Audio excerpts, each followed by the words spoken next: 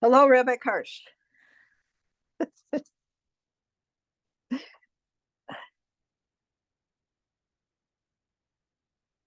Hello? I can't hear you. Wait. Hi, sorry. For No, some that's reason, okay. it required me to do two steps, Uh-huh. audio and video. How are you guys? Well, except Liz now has COVID. Oh, she had that eye infection. Yeah, I don't know if that's related. She said that she went to work on Thursday and then found out that the woman she had been sitting next to had COVID. And then, yes, last night, I guess she tested because she wasn't feeling well and she has it. Okay, I'll call her. Okay. Okay, sorry. Yeah. How are you? Okay. Good. Yeah, Everything's good? thank you. Thank you very much. Yeah. No, attitude. What do you do? Oh. Chinese food. Oh, Chinese food. food. That's later. Did you know I just found there are restaurants in Manhattan that have, I don't know if they do right now, but they have kosher, they have Jewish Chinese Christmas dinner. Is there some food that Jews particularly are drawn to from the Chinese menu? From the menu? That I don't know. Well, because I heard that there's something called Jewish mahjong. Oh, really? The Jews, in the U.S., mahjong's a big deal amongst Jewish people. But apparently it's not exactly the same way the Chinese play mahjong. So they call it Jewish mahjong or something. Okay. Or American or Jewish mahjong. So I'm wondering if that's true with Chinese food also, that Jews are drawn to something. That I don't know. Kreplach, the wontons, the kreplach, there might be certain they mirror each other, or something like that. That's true. I just read a horrible article about why we don't study. I just always heard that it was because of the danger. It's only Hasidim. It's only okay. Now only Hasidim. I wanted to find out. Okay, go ahead, David. Okay. Yeah. Now, Hasidim, I talked to Ray. He was not feeling that well today, so I didn't get the whole thing. Hasidim, they just won't study on Christmas Eve. Last night, yeah. Last night, until what time? Until Chatzos or until? Not even exactly sure, but I do know it's only last night. Yeah. Okay, now what about you guys? We never had it. In yeshiva they never held by it. So also, by the way, not all Hasidim do it on the same night because January Eastern 6th. Christmas, right? Eastern Christmas is January whatever. Is it 6th or 7th? 6th. That's an interesting. Yeah. So, so there are some Hasidim that do it then and not. I mean, in yeshiva we used to talk about it because as Bachrim, not having to learn at night, it sounded good, So there were many people who wished they were Hasidim at that point, but we had regular Seder, and etc. So there might be Litvaks. I don't know. There might be some Litvaks that hold of Mittelnacht, but from my understanding, it was primarily a Hasidic thing. Okay. So we can feel free to learn. Right. And I don't know if there's some people that are very machmir and don't learn the entire Christmas, who tend to be more machmir in general. So that would probably happen if it was Litvaks. It'd probably end up being the entire thing, but they probably would allow some kind of painful learning, like on Tisha B'Av. Yeah, some kind of, but it would have to be learning that would cause you tremendous suffering during it. So, Vayikra, that'll make you sick. What? Vayikra. Yeah, the deepest of the deep. It is the deepest of the deep. The blood vessels and the slaughtering and the blood. Well, I read So, that yeah. nittel, which was the Latin acronym of Lord birth, Natal, the like, birth. But oh, it also in Hebrew has the connotation of hanging, or the word nit. So isn't it a Yiddish that's, word? Isn't yeah. it a Yiddish word, though? Trying to see, 1 second here. I thought it was a I Yiddish. always thought it was, but in this article I read, which was very dark actually, but And And maybe you should see who wrote it. I will. Translation English.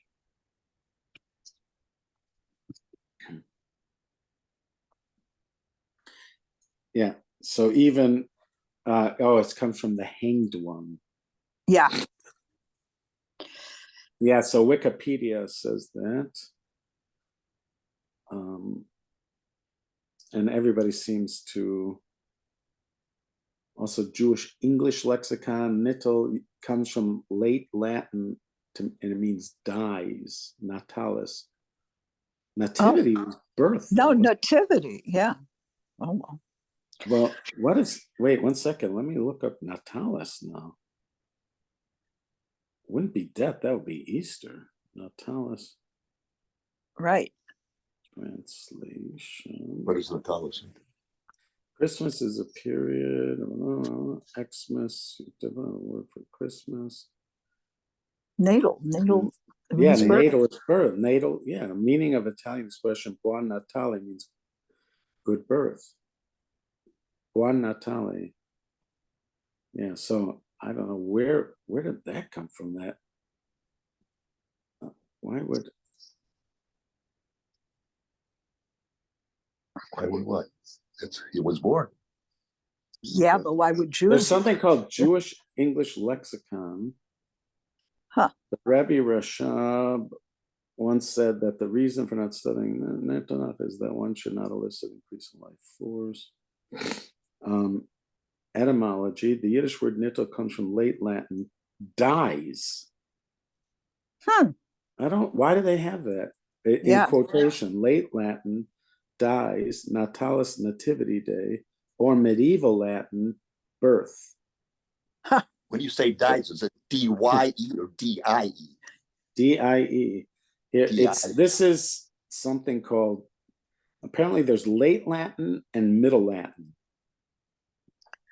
In middle Latin, it means nativity, a day. Medieval Latin, it means birth. In late Latin, it means dies. Why would anybody? I don't know. It's called, strange. I don't know what this site is. It's called Jewish English Lexicon. I don't know what that means.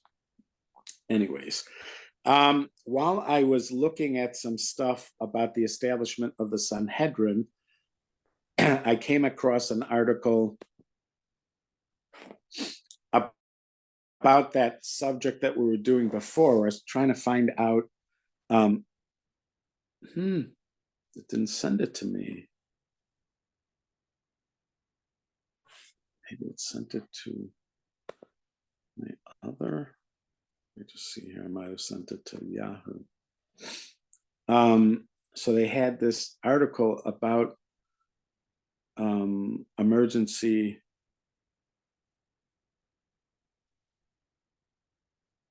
Oh, no.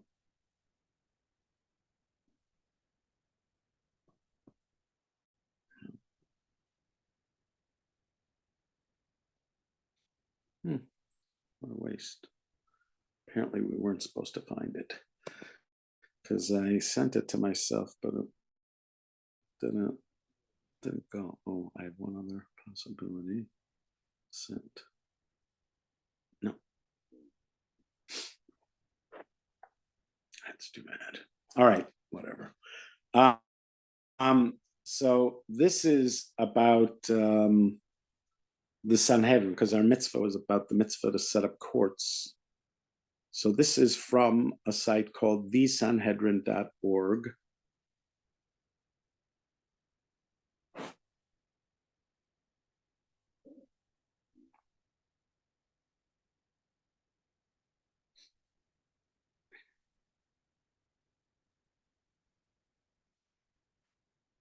Of course, it's not opening.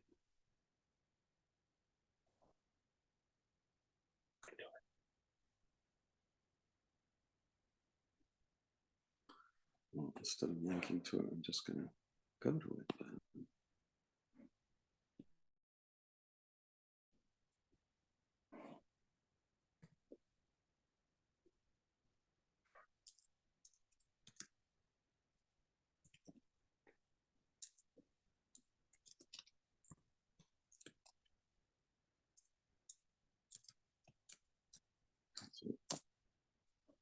What does that mean, coming soon? What was that site? Wasn't I at this site? There it is. No. No, that's not what I want.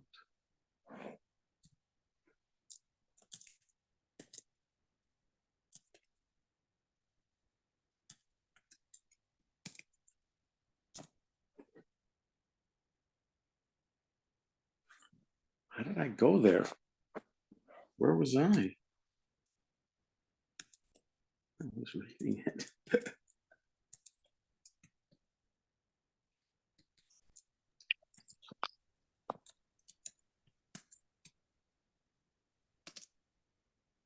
I was reading an article also, but he was going from the verse. I think it's for where it is.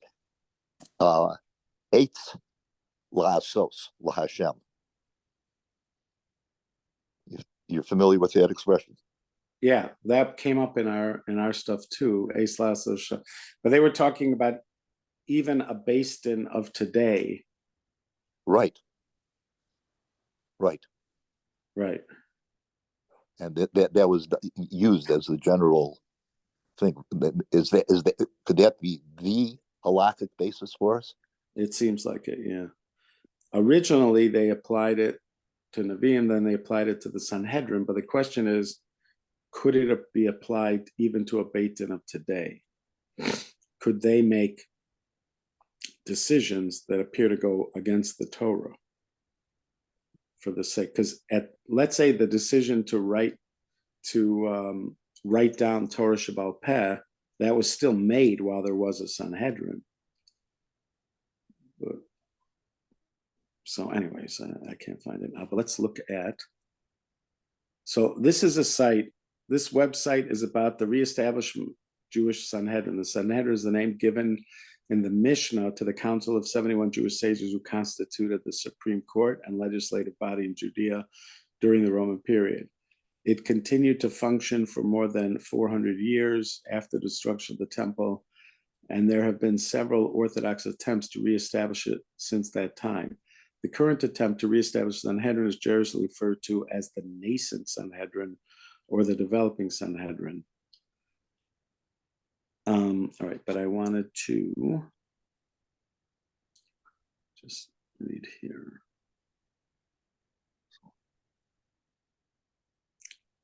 The idea behind the restoration of the Great Court and the halachic foundations for operation. It is the obligation of Sanhedrin in its capacity as the leadership of the nation to unify the entire Israelite nation in a single bond of unity. Just as the skin unifies all parts of the flesh and covers them as one, so too must the leaders endeavor with all their might to unify all parts of the nation in a single union. Then the Jewish nation will endure, they will blossom and flower to the highest degree, and no adversary or misfortune will befall them. But if the leaders do not attend to unifying them as one, then they will cause the plague to burst forth in the community and spread to themselves as well. They will lose their influence over the people, undermine the foundation, and everything will dwindle. Whose quote is that? This they're going to say it's Rabbi Teichtel in Eim HaBanim Smecha. This actually occurred at that. They will lose their influence over the people, undermine the foundation of everything, in exile will dwindle. This actually occurred at that time. The absence of unity among us caused damage, destruction, and exile, and continues to prolong the exile. The leaders will ultimately be held responsible for this due to their failure to try to unify the whole Israel nation as one, though it is only a cure for our malady. Though it is the only cure for our malady.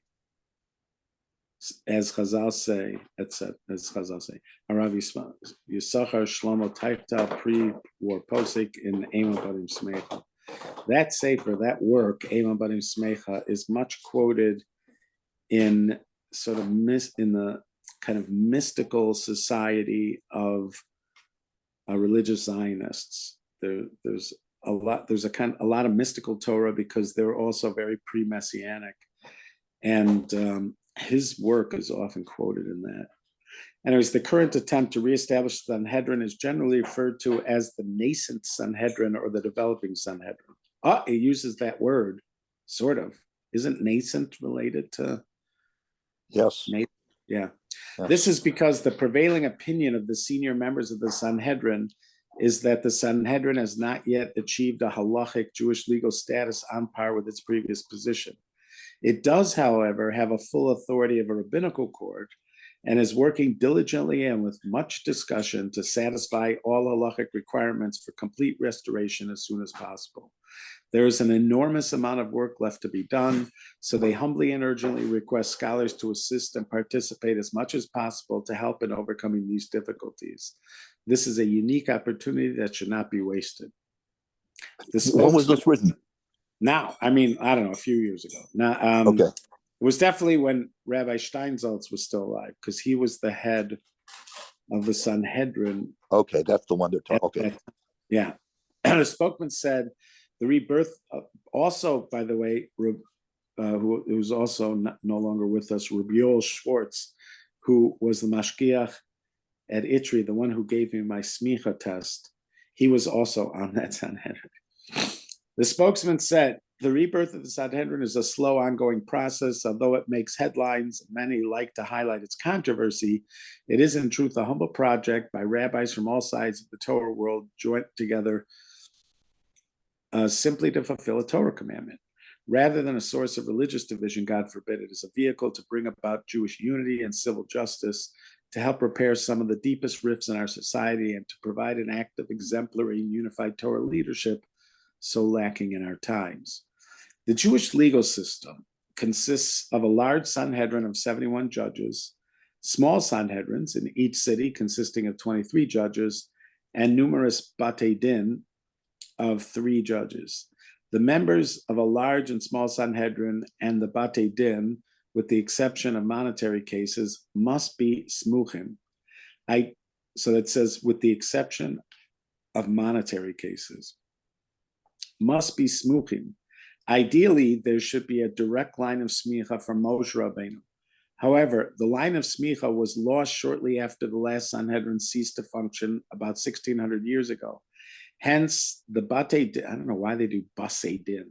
Hence, the Batei Din of recent times do not consist of smuchim and are restricted to monetary cases.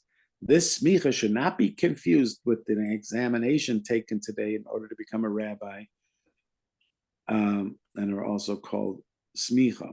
Maimonides records that it is an absolute binding requirement of the Jewish people to set up a Sanhedrin and Batei Din, and he gives insight into a method how to do this in our day.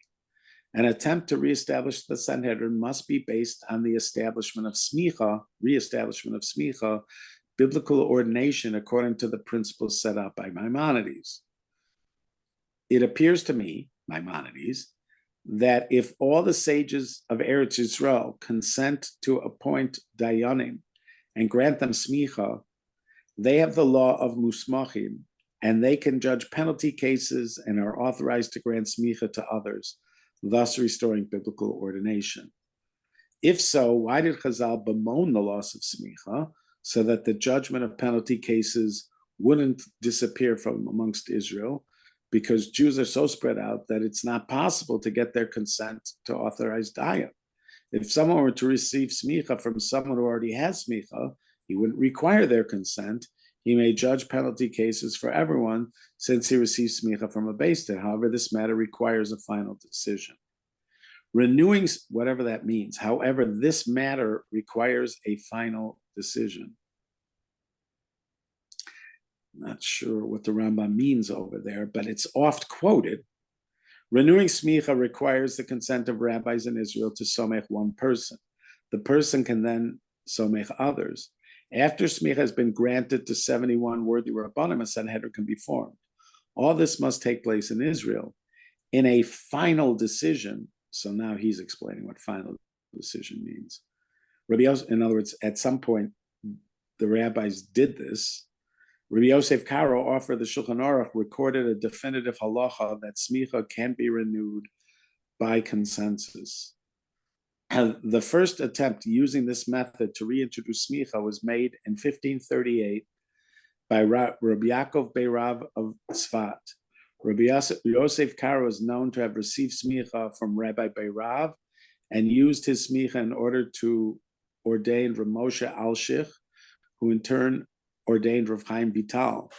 Thus, the first smicha by consensus can be traced for at least 4 generations, but no Sanhedrin was formed because some of the rabbis, including the Ralbach, Reb Levi Chaviv, objected due to a perceived slight on the honor of the rabbis of Jerusalem. It was supposed to bring unity, but apparently did not. There have been at least 4 other Orthodox attempts since that time, in 1830, 1901, 1940, and 1949.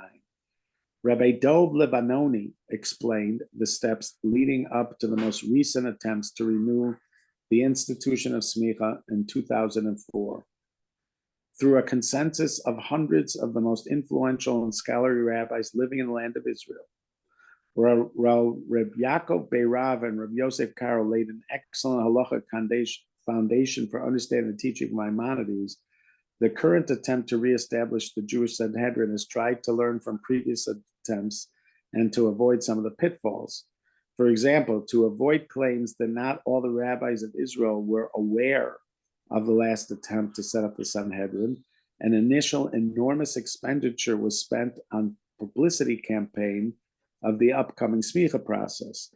50,000 copies of a detailed flower were distributed amongst 4,500 Jewish centers in Israel, outlining that a vote of a first musmach was going to be held, along with contact information of the Vad Hamachonen L'Sanhedrin. Not long afterwards, 700 leading rabbanim were contacted, either in person or by written letter. Rav Levanoni explained that Rav Moshe Halberstam, a senior rabbi of Jerusalem's Eda Haredis, became the first samoch after receiving approval by Israel's leading rabbis. He himself was very well respected. Those followed by most of Israel's religious Jews, and there was no objection from hundreds of rabbis consulted via written letters. Leading sages have supported the smicha directly, included or abstained. That's an important line.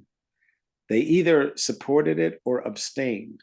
Reb Shlomo Elyashiv, Reb Ovadia Yosef, Reb Zalman Nechemia Goldberg, and many others gave their blessing but did not join the Sanhedrin. The son of Reb Mordechai Eliyahu is one of the rabbis ordained.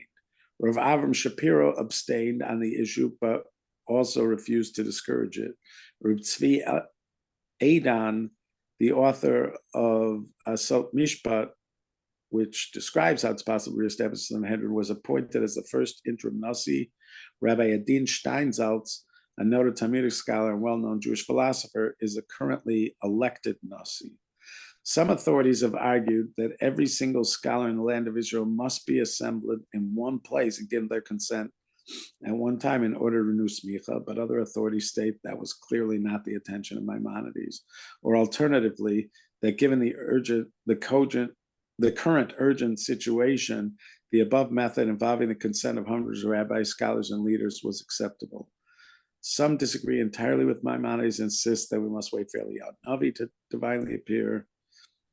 To understand the halachic context of this teaching of Maimonides and the ruling of the Shulchan Aruch, one must review response of the leading Rabbanim and Torah sages involved in the several attempts to reestablish smicha during the last 400 years. The current attempt to reestablish the Sanhedrin is the 6th attempt in recent history. But unlike previous attempts, for the first time, there seems to be wide consensus among leading Torah sages living in the land of Israel of the pressing need for such an institution at this time. Support for such an institution has only been increased due to various actions of the state against the interests of the various religious communities. Rabbi Dov Stein, the secretary of the Sanhedrin Project, spoke with the Israel National News about the late rabbi. Without Rabbi Halberstam's efforts towards renewing smicha, it would not have happened the way it did.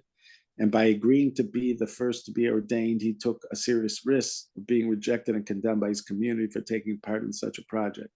His ordination set the ball rolling for the foundation of the Jewish legal body that seeks the eventual to supersede the Badats. He himself was part of the Badats, the Haredi rabbinical court system. But despite the serious pressures put on him following his agreement and granting smicha to others, he never went back on it or even tempered his agreement with the act of renewing smicha. Recalling the rabbi himself from time spent with him, Rabbi Stein said he was a lover of Israel, a soft person, always willing to listen, a man steeped in the secrets of Kabbalah. He was a major Torah. Now, if we have people now that we say that they did have smicha in some original, that they took the first step, they can give smicha to others. So we have the potential for a Sanhedrin. Yes. Now, obviously, this was written when Rabbi Steinsaltz was still alive. This was written when Rabbi Yosef was still alive, and Rabbi Yosef and others. It doesn't seem to have been updated very much. But they must have had Talmidim. They must have had. Yes, yeah. And any one of them, in theory, should be able to continue it. The historical government of the Jewish people involves a bicameral parliamentary system. This includes the Sanhedrin, a deliberative body similar to the upper house or chamber of a legislature, and an ordinary parallel lower house which represents the needs of the population. Sanhedrin is a house of scholars. Unlike some parliamentary systems, members of this upper house are not elected, nor is their position permanent. Any scholar at any time may gain a place in the legislature by proving a greater level of scholarship in Jewish law than the current members of the legislature. At times during Jewish history, a parallel congressional assembly also existed. Originally, it consisted of a royal court or a constitutional monarchy. But in a democratic society, it may consist of an assembly of regionally elected representatives.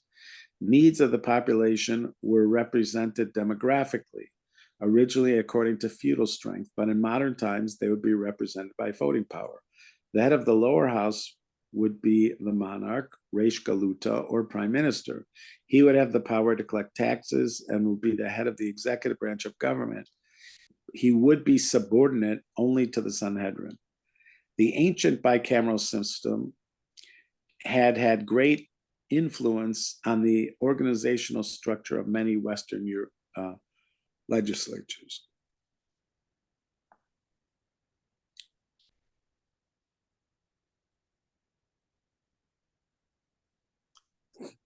I'm sure they could show that somehow, but I don't know.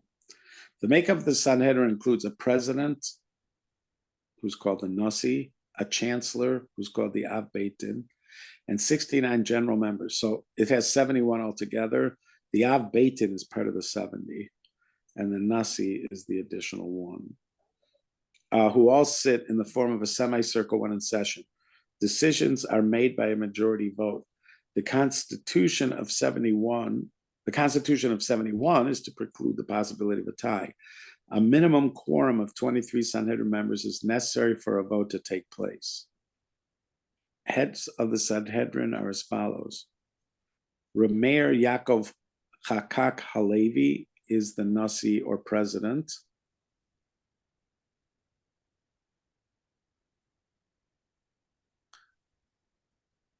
So I guess this is, I don't know if this is as of today, but they don't have somebody called the Av Beit Din. That's number 2. The legislature is supported by the following civil servants: Rab Amnon Hever, who is the secretary. Subcourts, subcommittees, and commissions. Under the authority of the Sanhedrin are the following appointed subcourts, Bate Din, and subcommittees, Vadot, some functional, others in various stages of development. There's the Supreme Court. This subcourt, special court for the executive oversight of the Sanhedrin. This subcourt has weekly management meetings with the participation of members of the Sanhedrin and functions as a leadership council. The subcourt is generally made up of the most notable members of the current Sanhedrin. Special court for matters concerning the nation and the state. The purpose of this court is to rule on disputes between citizens and the state. Chief Justice Rabbi Yisrael Ariel, who also serves as the head of Machon HaMikdash. All right, so anyways, these okay, so that is very interesting. Current membership of the Sanhedrin. Let's see when this is as of. Maybe you're on it. I think you would have to know if you were on it.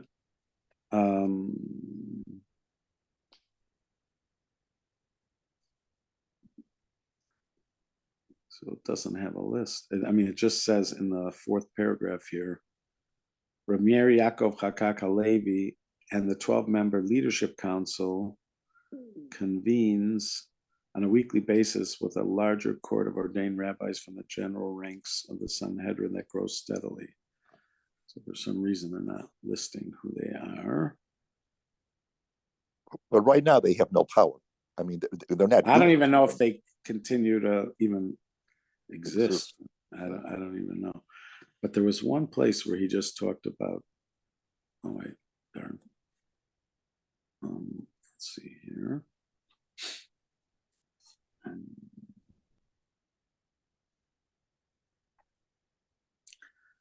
There's one place where Sanhedrin, developing Sanhedrin Court of Nation, Court for Bnei Noach, history and reference.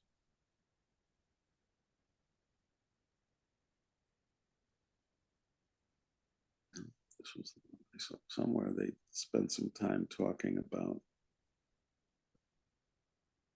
When you were talking about representatives of the people, what's the halakhic basis for that?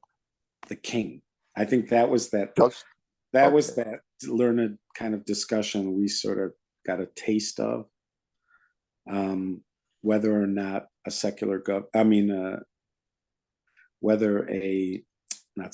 whether a representative government could replace the king, or does it have to be a king? That would be. Right.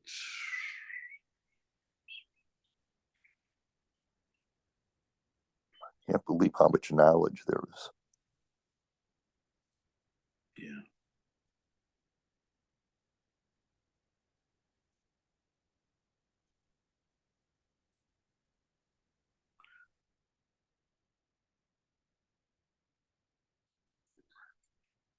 The thing I wanted, and I thought I saw it here, but I'm not seeing it here, was the question of, well, I guess he pretty much said it, that nowadays, somewhere they wrote that the reason they're doing this is to fulfill the mitzvah, because it's a mitzvah for communities to set up a Sanhedrin.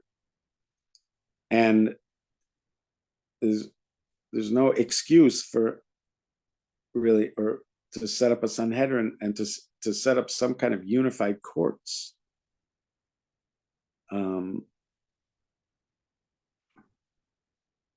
Because that's how the Rambam sets it out in our mitzvah, that the mitzvah is to set up courts. The Jewish people have to set up courts, and it's not.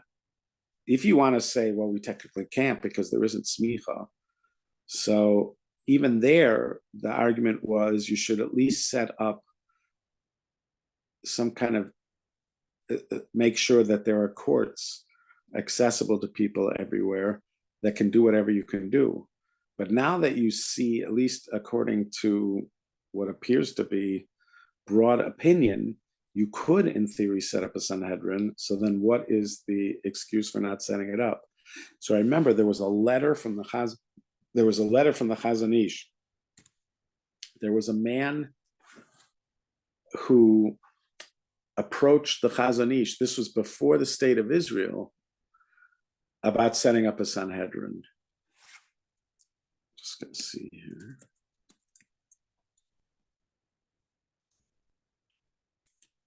And the Chazon Ish dissuaded him.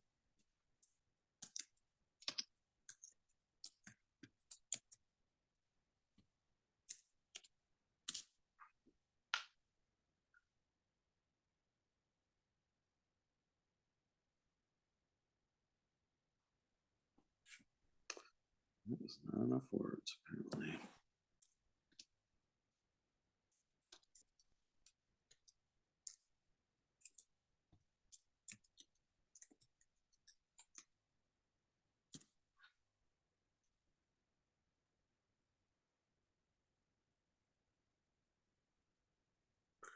Oh, nice. He always does. Now he got onto somebody.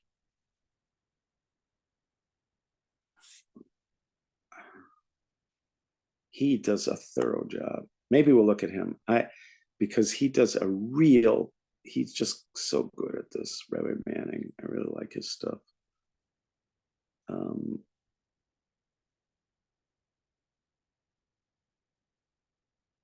Yeah, let's do this one tomorrow, because he does a real thorough job of it. This is what I was looking for, but I couldn't. I tried everybody. I tried Blythe. I tried Grody. I tried Jafter. I tried all these guys, but here he is. Okay, that's good.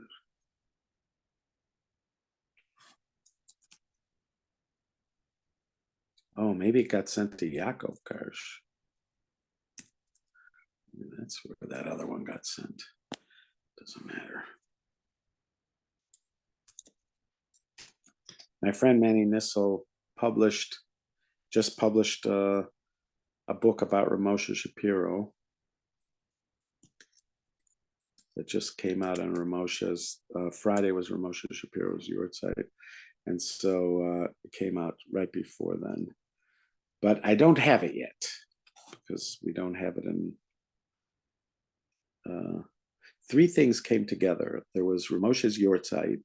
There was Manny Nissel publishing a book about Ramosha Shapiro, and Rabbi Tatz sent me a hard drive with his collection of Rabbi Moshe's shiurim, and I believe there are thousands of them. I think he might have one of the largest collections that exist. And for some reason, he got it in his head that he wanted me to have it. And so somebody just brought it from England. So three things came together weirdly in this moment about Ramosha. Okay, we will look at this tomorrow. Was Rabbi Manning, was he a classmate of yours? Now, Manny Nissel was, Rabbi Nissel.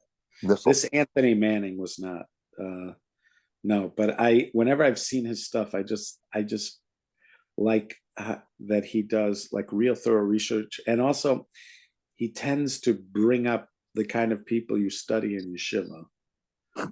But he has broader. It's much broader too. But so he touches that. He checks that box. That it's all the people that you're used to relying on. What do they have to say about it? And then he shows you, even the ones that are not in that picture.